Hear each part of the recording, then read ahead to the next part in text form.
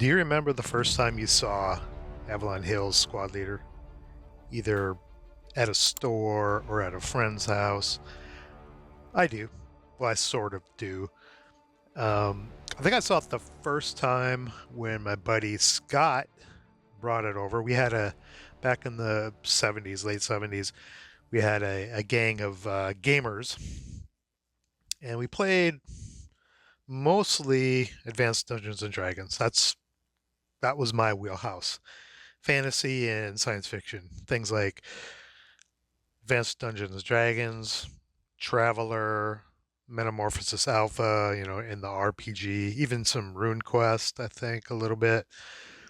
And then some science fiction war games like, where is it? I've showed these before. I repurchased some of these recently, like old Jackson games like GEV and Ogre, Battle Suit, Warp War, Melee, things like that. Um, for various reasons that I played these type of games and invested my money in some Advanced Dungeons and Dragons things, like the Monster Manual, Player's Handbook, and the DM Guide back in the day. I grew up very poor family, had no money. I had to be very selective with what I bought. I had to save my money to buy the things I had, and my allowance basically. I had a paper route as well, and it was primarily Dungeons and Dragons stuff. So I actually did not buy Squad Leader, and I really wasn't into World War II wargaming until my buddy Scott, who does AARs with me on the channel, obviously, introduced us to Squad Leader. And I remember seeing it, seeing the box. I think maybe, I don't know how I read the rules. Maybe I didn't play it until I actually was able to buy it, or maybe I borrowed the rules. I'm not sure. Or he instructed me when we started playing, just kind of showed me how it played. But I remember looking at the box and going, World War II. I mean, I didn't know much about World War II. But interesting topic. But I looked at the back and looked at the components when he brought it over. And I read the description on the back, and I'm like, this doesn't sound like the normal hex and counter war game that I'm used to seeing, especially World War II, where I played Africa Corps, Luftwaffe, Fortress Europa with Scott, I think before this, or maybe after, around the same time, dabbled in that kind of thing, and it really didn't click with me. I've probably told people on the channel that I'm a fan of tactical level games, not so much a fan of, the higher the body count in the formations in a war game, the less interest I have in it. And when you start getting into games where you're managing resources and supply lines and that sort of thing, I have zero interest in playing games like that. Tactical games is what I really like. And when I saw the back of the game and the components and read it, I thought, this looks like a miniature game. But without the cost of miniatures and the hassle of painting and collecting and storing miniatures, which I couldn't do because I had no money. I had no space to live in. I mean, there were four of us living in a single wide fucking trailer back in the 70s. I had no money, nothing. But I saw this and I'm like, this looks very interesting to me because it's tactical. It's I think it would build a narrative, which I really like, which, from role playing games, you get a story narrative every time you play. This looked like, maybe the next level above that. You had individual vehicles, individual leaders, individual weapons, and squads or half squad, well, not half squads in base squad leader, but you had squads with, 10 men in it.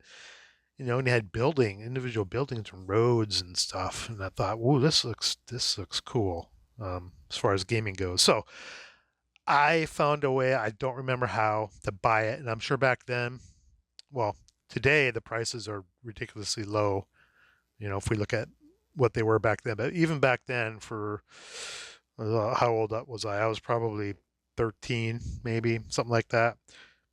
To save up the money to buy this, I was finally able to do it, and we started playing Squad Leader, and I was hooked. Yeah, the system, like most of you who played it back in the day, wasn't evolutionary. I mean, it did borrow some things from a few games, but it was really revolutionary as far as tactical board hex encounter gaming goes. And that's why it's still such a popular system today, at least as an extension in Advanced Squad Leader. It was a groundbreaking game, and I knew it immediately the first time that I looked at the box, looked at the components, and we started fiddling around with learning the game. It's kind of a revelation at the time. I still played Dungeons and Dragons for years after that, but once this was introduced to me and I was able to buy it, I don't recall playing many other war games after that. It just scratched that itch I had. So what I have here, what we're going to do today is we're going to go through just an unboxing. We're going to talk about Squad Leader, and this is one of my other copies I have. It's in decent shape, but it's new inside. It's never been played. It's unpunched.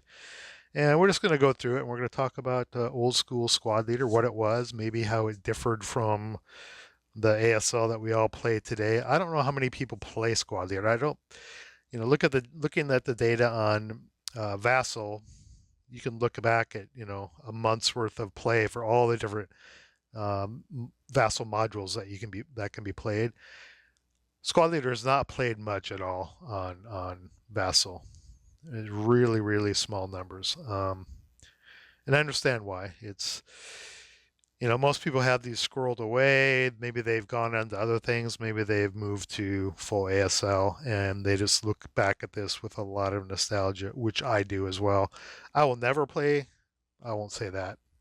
Very, very unlikely I'll ever play old school Squad Leader ever again.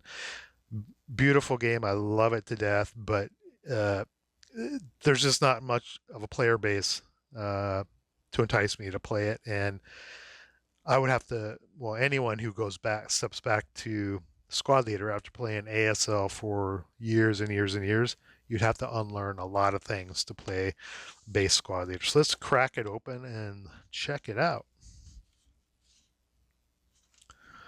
Look, I'm gonna set this to the side somewhere. As I say in most of my videos, I need to clean my damn desk. Original dice. These are old school. These are almost 50 years old. Um, no color dice, if you notice, because there is no rate of fire, at least in the original Squad Leader. I mean, there is rate of fire on, I believe, guns, but it works a little different than full ASL. But there's no rate of fire on support weapon, that kind of thing. So there is no color die utilized in the original OG Squad Leader. Let's go through the manual rule book. This is the third edition rule book. It's in very good shape. Like I said, never been played.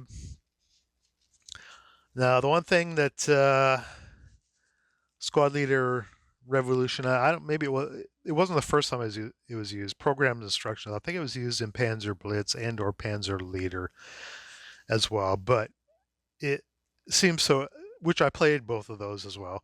But seems to work much better in Squad Leader. And the idea with programmed instruction is there are 12 scenarios in Squad Leader, and you read, let's see how much you have to read here. You read 7 pages of rules, and you play scenario 1. You get to hear, and it says, stop, you've read enough.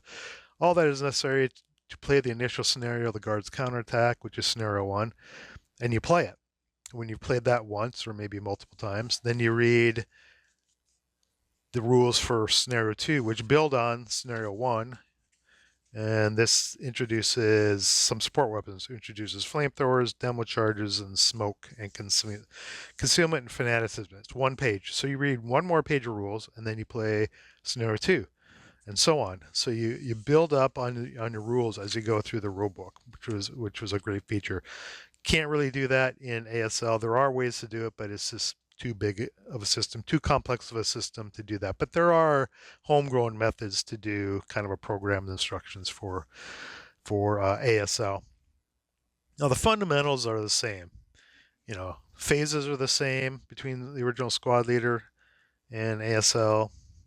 Sequence of play is the same. Movement's pretty much the same. Scale is the same. Um, so if you're familiar with squad leader, you could easily jump and learn ASL starter kit or full ASL, jumping from one to the other. Let's see. One of the things I noticed leafing, I haven't looked at this in a long time. Look at the rules in a long time. I mentioned rate of fire. If you look at this machine gun counter, there's no rate of fire indicator on it. Support weapons don't have rate of fire, but they do have this thing called penetration, which is equal to its firepower. So a light machine gun can penetrate 2 hexes, and if I recall rightly, here it is. Anything within your range that's along like a line of sight. Um, the hexes penetrated must be in a straight line along the line of sight. So if it's a prep fire phase and you fire along a hex grain and you have line of sight to like 2 of the hexes along that line of sight, you can apply that firepower to both of those hexes. Also during, I believe, defensive fire. That's kind of their way of rate of fire and fire lanes, which are in full ASL, not a starter kit, but fire lanes are in full ASL. It's kind of a combination of rate of fire and fire lanes, and there's a thing called penetration in old school squad leader. But movement's the same, line of sight's the same, strength factors are the same, firepower, range, morale, leadership, morale, etc. That all works the same. I think portage points pretty much the same. Fire combat resolution. The tables, I think the base table is nearly identical, other than, well, I'll look at the tables here in a minute. The other huge change between basic squad leader, original squad leader, and ASL, full ASL and starter kit is defensive fire principles. They made huge changes between squad leader and ASL. In squad leader, original squad leader, you moved everything during the defensive fire phase. Or sorry, you moved everything during your movement phase. The opposing player could not do anything during your movement phase except watch you. But anywhere that you had a line of sight to a moving unit that moved through your line of sight, you put down tracking counters. And if I'm getting this, I'm going from memory. If I get this wrong or if I forget a detail, post in the comments below and let me know. Here's an example here. A unit's moving and he moves through the line of sight of this German unit, I think, and he leaves a tracking counter there. Okay, so anywhere that there's a line of sight, you leave a tracking counter during movement. So usually in big scenarios, there'd be tracking counters all over the place, and you'd have to try to remember which unit that you have if you're the defender. If it's a defender's phase, which units move through those tracking counters for which unit that has line of sight to it. It could get a little bit confusing because it was a weight game. One player moved everything, left tracking counters all over from units that you own that have line of sight to those moving units. And then during defensive fire, you could choose which of those hexes that had tracking counters in where you would fire at. So the squad leader system was much less dynamic than full ASL, where they made movement a simultaneous phase where the attacking player's phase you would move, and defending player's phase you could fire during that movement with first fire, subsequent first fire, and even defensive final fire, depending. And then when you moved into the defensive fire phase, you could do final fire, right? So it made movement and fire way more dynamic in full ASL than this. I mean, it was a game changer moving from one system to the other. And it made the game more tense and fun, in my opinion. Instead of one side just sitting and watching for a while he moved his units around and then just choosing to fire. It was a back and forth thing in full ASL, which we're all used to. Um, but one of the things about the defensive fire phase in old school squad leader and the tracking counter system is it was great for play by email or play by mail, play by email later, because you could make your moves, right? You just send your moves to the opposing player, and then he would move your units, and then he could choose what to fire on and where after all the movements were moved, after all the units were moved, and he saw where all the tracking counters are, and then he would fire, and you'd have to use honor system. He would fire, and then if there were any result, he would carry out the result. So if he fired on one of your units that moved through his line of sight, and there was a morale check, he would make the morale check for you using the honor system, and send the results back at the end of the defensive fire phase and say, this unit was broken in this hex, or what have you, depending on what happened. But you would have had to play with players that you trusted, obviously back then, because there could be a lot of funny business going on using that system. But it worked great for uh, playing by email or playing by snail mail and email. Okay. Snail mail. I couldn't imagine playing a game by snail mail. It must take them forever. Email. I played squad leader games by email back in the day, and it worked really well as long as you trusted the other person. We've got Fate is the same breakdown. Close combat is pretty similar, except I think you could use light machine guns in Squad Leader, original Squad Leader. Then we have flamethrowers, demo charges introduced. This is scenario 2 is more Stalingrad action, and then scenario 3 is the combined scenarios 1 and 2, where they introduce sewer movement and basic vehicles, or armored fighting vehicles. Now, if you look at these AFVs, you notice there's no armor factors on them. Very basic, and the armor combat system in Squad Leader was really, really simplified, and I'll go over that here in a minute when I get to I think there's tables in here that show, yeah, on the next page. Covered arc's the same. Movement is pretty much the same. I don't think there was a reverse movement in basic ASL. I think that might have been added later. But other than that, it's the same thing. You have movement points, main gun, special ammo, sometimes H6, open topped, priest, and machine gun firepower factor. Those are all pretty similar. But no armor factor. Armor factors weren't introduced in the armor factor system until I believe Cross of Iron, the next gamette add-on to the system. That kind of revamped the armor combat system, made it a little more detailed. Yeah, movement. Now here's the big change between Squad Leader and full ASL and Cross of Iron. There were only a handful of vehicles in Squad Leader. Here they're all listed. So when you look at the 2-kill table, maybe I'll just throw that up there and talk about it now since we are talking about it. Let's look at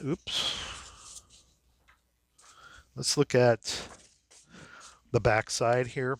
We have our AFV kill table. So you've got your caliber, AP, heat, and then support weapon types. And you have 2 kill numbers for front, side, and rear. In full ASL, you don't have a 2 kill number for front, side, and rear. You have a 2 kill number. And then your armor factor is on your AFV counter that you subtract that from your base 2 kill number to get a final 2 kill number, plus maybe some other modifiers. In this game, you've got your front, rear, and side are on your 2 kill table. There's base numbers, and then there's a modifier. This table is the same as that table here for half tracks, right? -5, die roll modifier, priest -2, etc. So depending on the AFV, the AFVs did not have front, side, rear armor factors. You had a front, side, rear 2 kill number, and then you applied a generic die roll modifier depending on the vehicle. That was completely revamped to Cross 9, but it gave you the mechanics of the system that was going to come later in more detail, and even at the time, it was fairly revolutionary because you had to get a hit.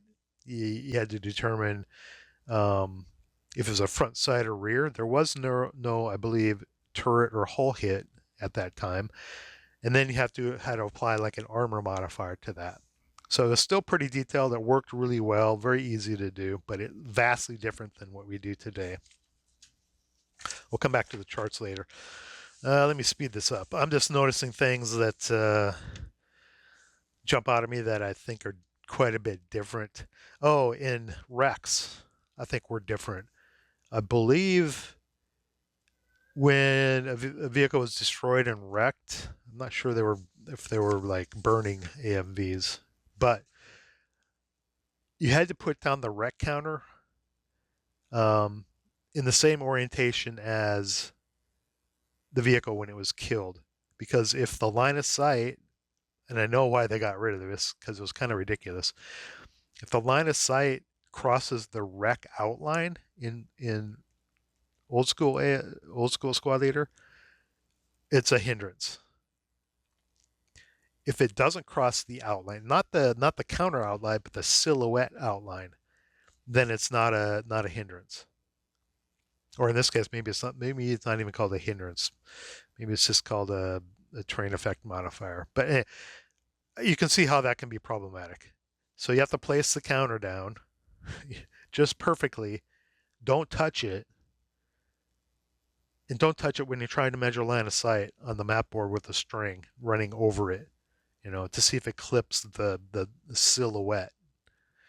Plus, I believe the silhouettes on the back had to be the exact same as the vehicle, so they had to put that graphic on the back as well. They got rid of that at some point and just said it's an inherent hindrance. If it just goes anywhere over the hex, it hinders it instead of going over the actual silhouette of the image on the counter, which was kind of, even at the time I thought this is a little suspect because it depends on if it's centered in there or if it even got moved at some point, nudged or whatever. It's kind of goofy, but even back then it was kind of cool and exciting. Line of sight is pretty much the same. I referred to this chart all the time and the one in the back as well. Scenario 4, they're already throwing OBA at you. And off-board artillery is a lot more simple. And you can see here it's just a few columns in old school squad leader. Let me get into half tracks and guns. Oh, okay, rate of fire. So guns have rate of fire. In this case, it's a 2. But rate of fire is, I just showed you, there's no colored die. But rate of fire is you can literally fire it, I believe, 2 times. Doesn't matter what you roll. You get to fire it 2 times in this case. But I think it had to be fired in the same phase. You couldn't take one shot in one phase and then take another shot in another phase. But you got 2 shots with this gun, this 76 millimeter. That's the way rate of fire worked. It wasn't dependent on what you roll. It was just how many times you could fire that gun. And again, that got changed later as well. Night rules. People in squad ASL avoid night rules, but they're throwing night rules at you in scenario 6 already. 7, they introduced the Americans, the infamous Devil Squad. I can't remember if we can look. I'm going to look at the counters here in a minute. If the original 666 Devil Squad, if their broken side morale in base squad leader is higher, like it is in an ASL, they break easy, rally easy as well. I'll flip it over here when we take a look at the counters. We got entrenchments and wire. We got fortifications already in scenarios 8 and 9 with pillboxes and mines. So they throw some stuff at you pretty early in squad leader, but again, the rules are much simpler in squad leader than they are in ASL. And you don't get the upper level buildings until scenario 10. So the first 2 scenarios, or 3 scenarios you play, guards counterattack, tractor works, and streets of Stalingrad. With all those big stone buildings, multi-hex buildings, none of those they're all first level, which the game changes. If you play the scenario, the ASL version of it, where you have upper levels, the game changes quite a bit Very simplified guards counterattack in squad leader. Still a classic scenario, but adding second level to it in full ASL version completely changes the game with upper level buildings. What do we got? Rubble, fires, river crossings, snow. That's it. Optional rules. Oh, here's semi-simultaneous movement and fire. This gets into kind of dipping their toes into the dynamic defensive first fire of that ends up coming into maybe it's Crescendo of Doom. They introduced that. We'll see. Maybe I'll get to unboxing that one and talking about it later. But yeah, here's some optional rules. When we played Squad Leader, we didn't use these until it was actually introduced. I think later. We just stuck with tracking counters. I reference this line of sight matrix quite a bit to learn line of sight. Then you have some basic design your own with using cards to pull random orders of battle. Campaign game. I think we might have tried this. It's a cool, fun concept. Introduces some more narrative and story into the game. Basically, you start with a leader, and depending on what he does during each scenario, he gains elan points or cowardice points, and then he can uh, increase in rank from one scenario to the next. So it's kind of like that's you. You're the squad leader, and depending on what you do, you can get promoted as you go through the scenarios, and he gets carried over to each scenario. So I thought that was a cool idea. Very simple, but it introduces more narrative and story and connects you more with the leader that's in the scenario that you're playing. And there's some designer notes here, basic tactics, some early Q&A. That's not many Q&A, but this is what, third edition? Yeah, there's a few there. And an index. And then a summary of the terrain and sequence of play. Okay. Off the top of my head, I mean, there's a lot more differences, but those are the ones that jumped out the most at me, the ones I mentioned. Let's look at counters here. We've got unpunched, got fortifications, basic vehicles. You can see there are not that many.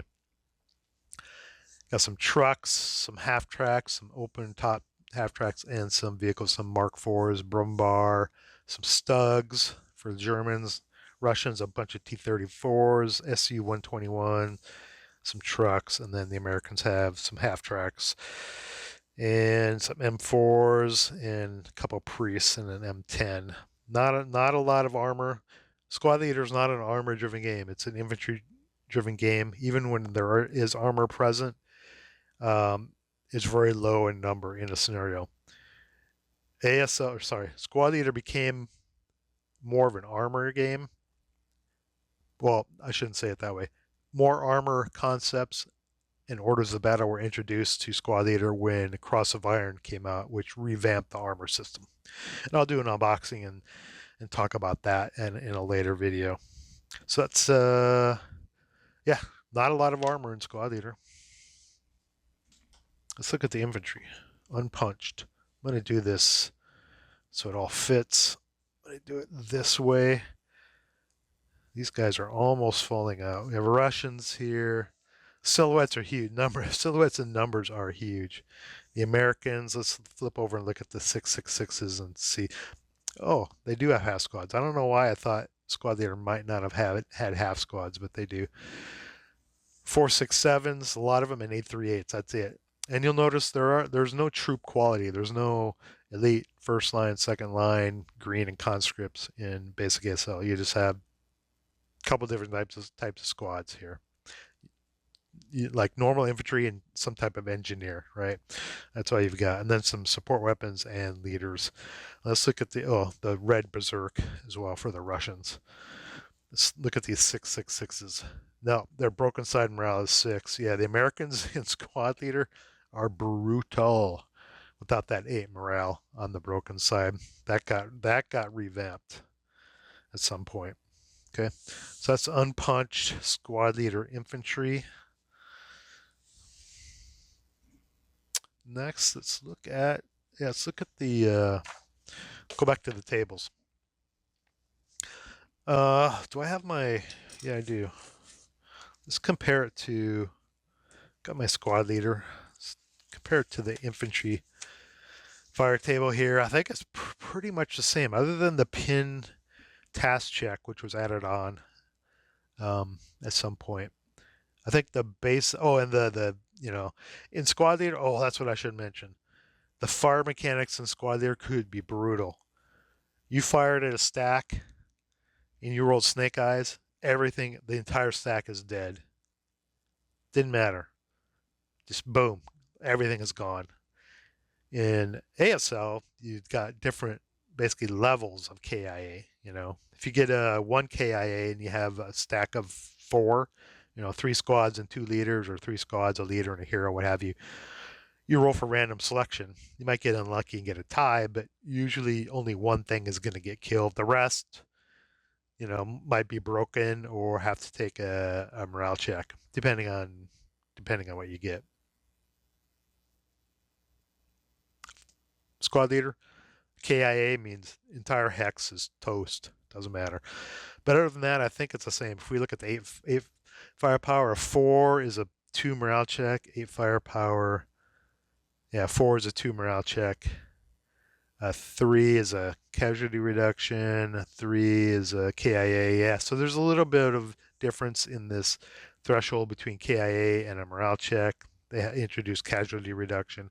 Then they introduced a number of KIAs per stack because, yeah, old school ASL could be brutal if you got KIAs.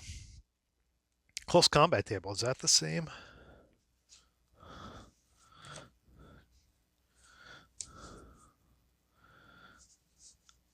Let's see, a 1-to-1 is a 5. 1-to-1, 5.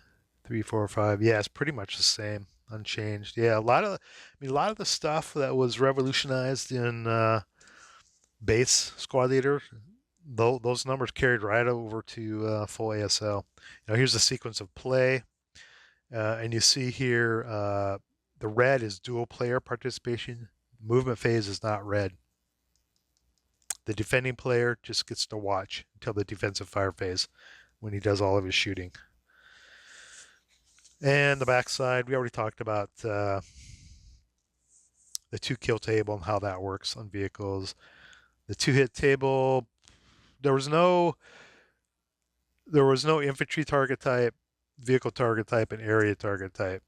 There was just different types of targets with a different 2-hit number. So infantry in woods, infantry in other vehicles, hold on, vehicle in woods building. So they have their own tables for infantry target type, which is more like up here. Vehicle is down here, and some of the modifiers are already built in, like a vehicle in woods or building. It's built into the 2-hit number, so that's different. Terrain, not a whole lot of terrain, but I believe the movements are pretty much the same. But yeah, here's all you needed to play OG squad leader for charts, and now we've got an entire book of charts that we're all familiar with to play full ASL. Okay, this is nostalgia. I'm enjoying this. I haven't played squad leader for decades. Let's look at the scenarios. If you've played squad leader, you've probably played this scenario. If you haven't played this scenario and you play squad leader, starter kit, or ASL, maybe not starter kit because the converted version has snipers, you should play this scenario. It's a classic, super balanced, could go either way, great tactics, small board, but a lot of action going on. One, two. Tractor works. It's kind of a continuation of the guards counterattack. Takes place on board 1. And then Streets of Stalingrad is a combination of the two. And it takes the orders of battle from the other two and adds vehicles to them. And remember, you're using program instructions, so you don't have to read the whole rule book to play these scenarios. Now, one thing I noticed looking at through this earlier is this. I don't remember this variations at the bottom. I do not remember this existing. So there's different variations you can add, right? Like change east-west alignment of boards by rolling one die for each board. If die roll is even, place numbered edge to west. So you could introduce these variations. And I don't remember ever using this, and in fact, I don't even remember these ever being on these sheets, which is kind of strange, but it's kind of cool. Those went away with later scenarios and do not exist in. Well, they kind of exist in full ASL as balance.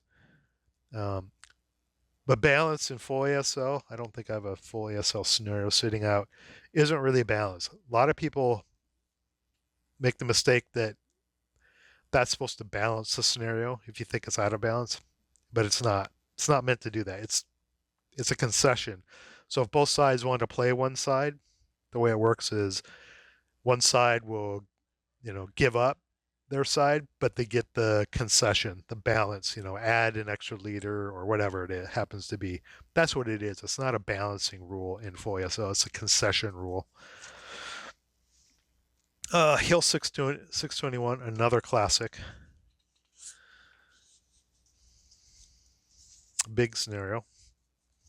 All 4 boards.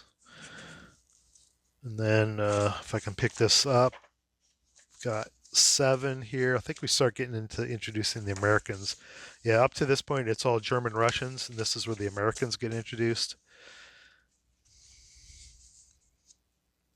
And a lot of these scenarios, um, you don't have the option to, your setup is fixed for you. Like all of these units go in specific hexes. The setup is super quick. You start playing and you're going, which is kind of cool. Another big scenario. This one has a lot of units and OBA on both sides. The bitch salient, con strong point, pillboxes, minefield, lots of pillboxes. Hitdorf on the Rhine. Again, have some variations here. The St. Goar Assault and Road to Wilts. I think the Road to Wilts, maybe even this one, when it was redesigned, I think they got rid of 2 of the boards. I don't remember. I think only 2 were used. They thought the long playing area was too much, I guess, and they cut it down. And then again, the rules introduced section is on each scenario on which rules are introduced. So those are the scenarios. Okay. Most of those are all classic scenarios that have been converted to full ASL. I believe you can download them from MMP's website. Okay, let's look at the boards. Board 1. These are all hand painted, not individually. This is a print, obviously, but they were hand painted. I was planning on pulling out board 1 and a new version of board 1 and just comparing it. Let me do that real quick. All right, here's board 1 OG squad leader, and here's board 1 like starter kit format. It's the same board, but I mean, this is clean looking. I kind of have to overlap them here to get them both on. But I got to admit, the old school board has more character. It's got more love in it. This is, it's done on a computer, some sort of drawing software. I design boards on Photoshop when I do mine. This was hand painted and it has much more character. It's got little sidewalks and paths and stuff. This feels a little more rich, I guess. But if you're playing, I mean, line of sights are probably pretty much the same. This one just looks a little more antiseptic, I guess. Not clear, but that's the difference. I'm not going to pull them out for each. I just wanted to show you the difference between a board that's almost 50 years old, that was done back in the day before computers were really a thing, at least personal computers, and what we get today. A little bit less character, I guess, and depth. Okay, that's board 1. Board 2. I have no idea how long I'm going on this video. I'm just going to go. You guys can watch me drone on. Hill 621. Now the color match on these isn't that great. The green is different, but yeah, printing back then a lot worse than it is today, obviously. Okay, hard mounted. And I always used to think I preferred hard mounted, but I don't anymore. And I'll tell you why. The main reason is line of sight is critical in Squad Leader. These are bad anyway. I mean, you can see part of a hex here, and this is not cut down the center line. But line of sight is critical in Squad Leader. All versions of Squad Leader. And you can see there's, black board margins on here. So getting these lined up to make sure you have the right line of sight is kind of iffy, whether you're on a side or this side. There's black margins on all these hard mounted boards. Well, the hard mounted boards are cool and robust. They just don't work as well for lining up boards for line of sight purposes. And some of these, maybe these are the boards. I believe there were some boards back in the day that they shipped replacement sheets that you're supposed to glue on yourself. Maybe these are some of the bad boards. I am not sure, but these aren't. Yeah, quality control was pretty, shit, to be honest, back then. Yeah, this would not make me happy. Yeah, same on this side. Center dot. It's off the center dot and it's off the center dot here. So it's cut all wrong and it's placed on these boards with margins. Used to think I liked hard boards, do not like them anymore, to be honest. And board 4, the open with grain or grain wheat and some woods. No, this color's way off. Yeah. Printing. Bad printing. But those are the boards. Lastly, we've got this is going to crack me up. I know it is. Order some games. Got the envelope. Let's see how much the games are gonna run us these days.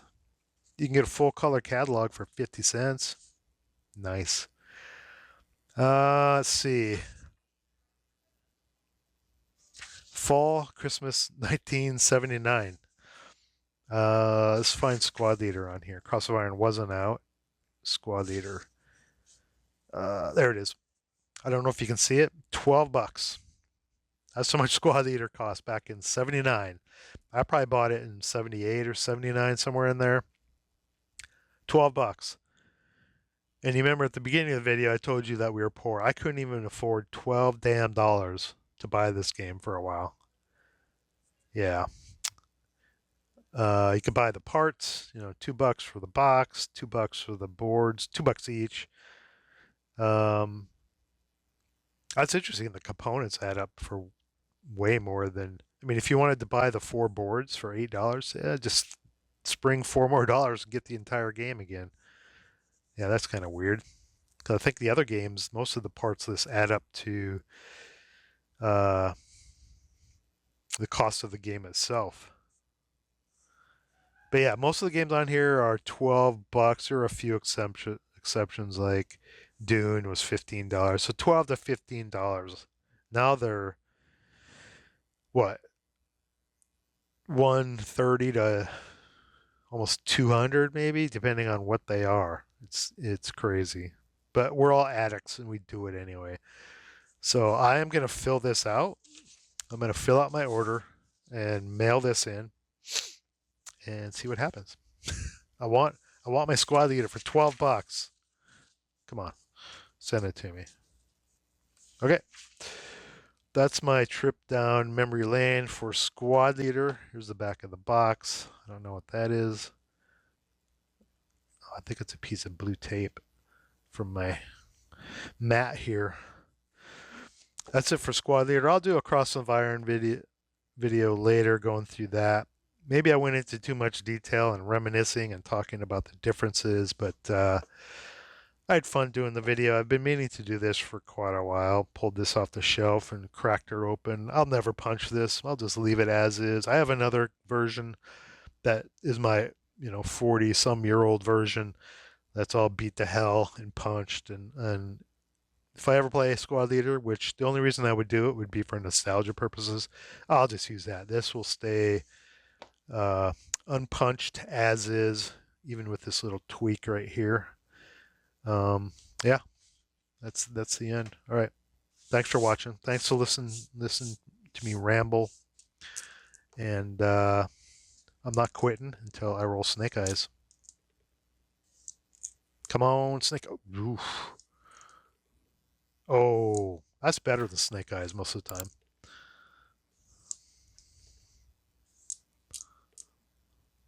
Boom. Nailed it. All right. Thank you, gentlemen, and we'll see you in the next video. Thanks for the support. Oh, I usually don't shill for subscriptions, but it's free. Just hit the subscribe button. Thanks. Get to the chopper! If you like what you saw, please like, share, and subscribe. If you didn't like what you saw, thanks for watching, and let me know how I can do better. See you in the next video.